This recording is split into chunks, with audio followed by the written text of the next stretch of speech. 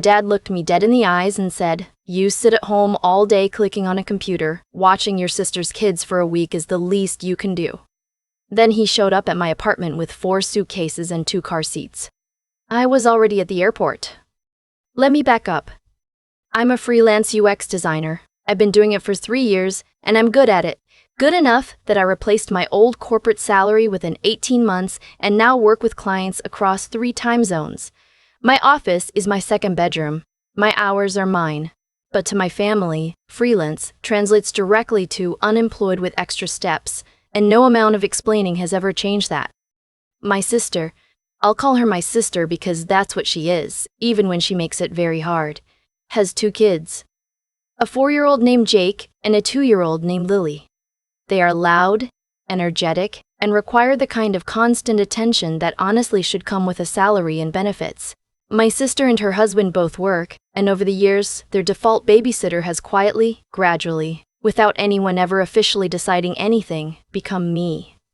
Not because I volunteered, because I was available, because I work from home, because I'm single, because I don't have real responsibilities, according to the family consensus that nobody asked me to vote on. I want to be clear about something.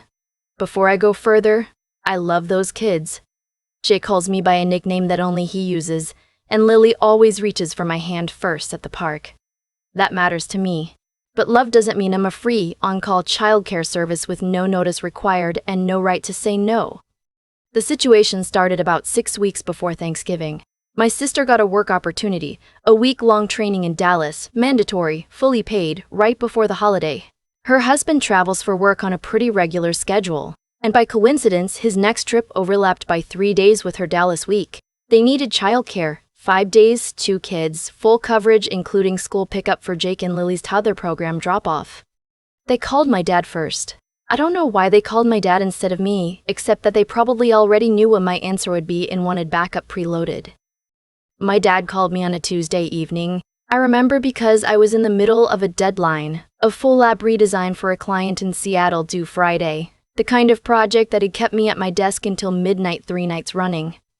"Your sister needs you," he said. "No hello, no how are you, just that." I asked what was going on. He explained the Dallas trip, the overlap with my brother-in-law's travel schedule, the kids needing someone to stay at the house for the week. I said, "Dad, I have a massive deadline this week and another one the week after. I can't take on 5 days of full childcare right now." He said, "You work from home?" I said, "Yes, and I'm currently working from home on a project that I've contractual obligations on. I can't pause it for a week." He said, "It's just babysitting. Kids sleep, you can work while they sleep." Anyone who has ever tried to work, really work, focused, deadline-driven work, while also being the sole responsible adult for a 4-year-old and a 2-year-old, please take a moment to appreciate how that sentence landed. I told him I understood that my sister was in a tough spot, but that I genuinely couldn't do it this time. I told him I was sorry. I told him I hoped they could find a solution. I said all of it calmly, clearly, in full sentences. He said, "I'll tell her you'll figure something out," and hung up. That is not what I said. It's not even close to what I said. But I've learned over 31 years that my dad has a talent for hearing what he wants to hear and editing out the rest in real time, so I wasn't entirely shocked. I immediately texted my sister directly. I said, "Hey, Dad told me about Dallas. I want you to hear from me directly. I can't do the full week. I have 2 deadlines back to back and I genuinely cannot be primary caregiver for 5 days. I'm sorry.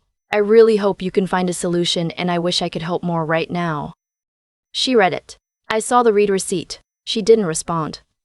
That should have been my warning sign. She didn't respond because she had already decided the response didn't apply to her. 3 days later, my dad called again.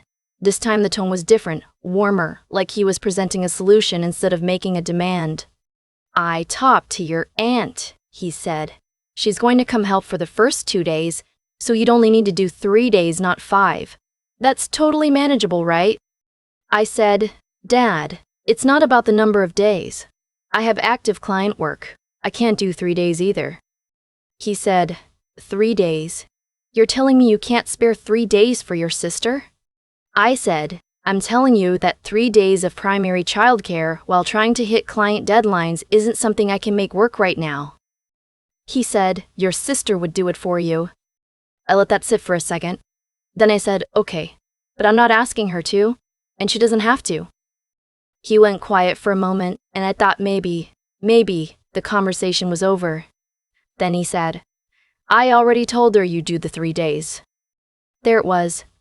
I said, Dad, you need to call her back and correct that. I said no. He said, she's already booked the flight. I said, that's not my fault. Please call her and tell her what I actually said. He said, you're being selfish, and ended the call.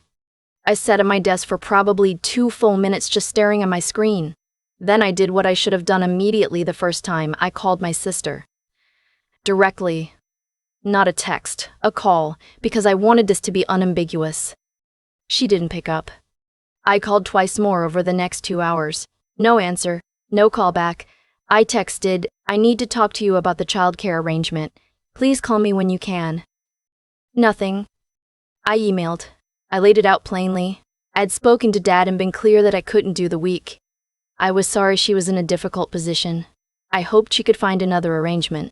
If she needed help thinking through options, a nanny agency, a backup daycare program, a neighbor, I was happy to help brainstorm, but I was not available to be the primary caregiver for that week. She replied 3 hours later with 4 words, it's already been arranged. I wrote back, it hasn't been arranged with me. I said no. No response. I want to be honest about what happened in my head over the next week and a half. There was guilt. There's always guilt when you say no to family. That background hum that says maybe I'm being difficult. Maybe I could just push through it. Maybe my deadlines aren't as inflexible as I think they are. I had that. I won't pretend I didn't. But I also knew the truth. My deadlines were real. My client contract had a late delivery clause, and more than the logistics, I knew that if I bent on this, if I let I already told her you'd do it override my actual no, it would not be the last time. It would become the template. Every future no would get rung through my dad first, repackaged as a yes, and delivered back to me as a fait accompli.